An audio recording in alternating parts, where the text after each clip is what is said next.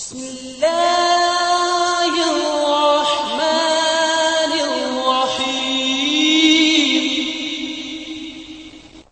السلام علیکم ورحمۃ اللہ وبرکاتہ۔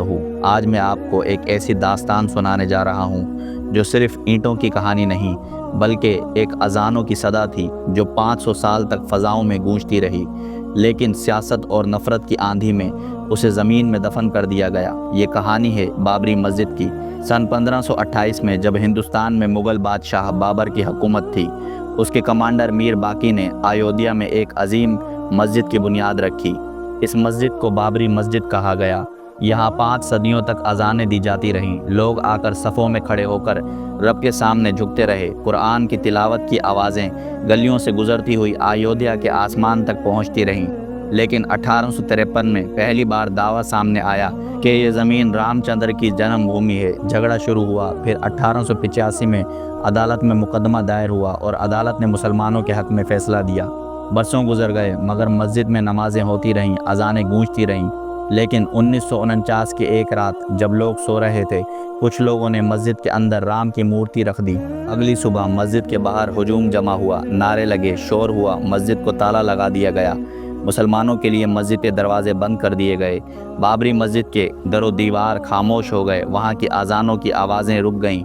اور پھر وہ دن آیا، 6 دسمبر 1992 کا دن۔ ہزاروں لوگ مسجد کے باہر جمع ہوئے، نعروں کی گونج میں ہتھوڑے اور اوزار اٹھائے گئے، دیواریں توڑی جانے لگی، مینار گرائے جانے لگے، اور چند گھنٹوں میں 500 سال پرانی مسجد کو زمین بوس کر دیا۔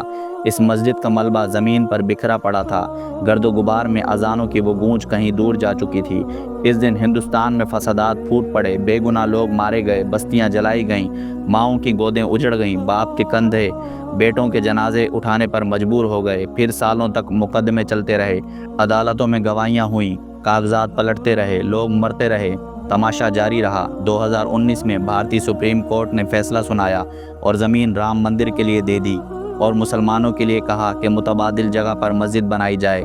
یہ داستان ہمیں بتاتی ہے کہ اینٹیں گرا دی جاتی ہیں، دروازے توڑ دیے جاتے ہیں، مینار مٹا دیے جاتے ہیں، لیکن اللہ کے گھر کی حرمت اور اذان کی آوازیں دلوں سے ختم نہیں کی جا سکتی۔ بابری مسجد آج بھی ہمیں یہ پیغام دیتی ہے کہ ہمیں اللہ پر بھروسہ رکھنا ہے، صبر اور حکمت کے ساتھ دین پر قائم رہنا ہے، اور اپنے دلوں میں مسجد کی عظمت کو زندہ رکھنا ہے۔ کبھی سوچا وہ مسجد جس میں 500 سال تک لوگ نمازیں پڑھتے رہے، اللہ سے دعا کرتے رہے، اس کے ملبے پر آج کون بیٹھا ہے؟ وہ نمازی کہاں گئے جو صبح شام مسجد کو آباد کرتے تھے؟ ان اذانوں کی گونج کہاں گئی جو اس علاقے کی فضاؤں کو زندہ کرتی تھی؟ یہ سوال آج بھی ہم سے پوچھ رہے ہیں۔ دوستو، اگر آپ چاہتے ہیں کہ یہ حقیقت اور تاریخ لوگوں تک پہنچے تو اس ویڈیو کو زیادہ سے زیادہ شیئر کریں تاکہ سب جان سکیں کہ بابری مسجد صرف ایک عمارت نہیں تھی بلکہ ایمان، صبر اور اذان کی آواز کی علامت تھی، ہے اور انشاءاللہ ہمیشہ رہے گی۔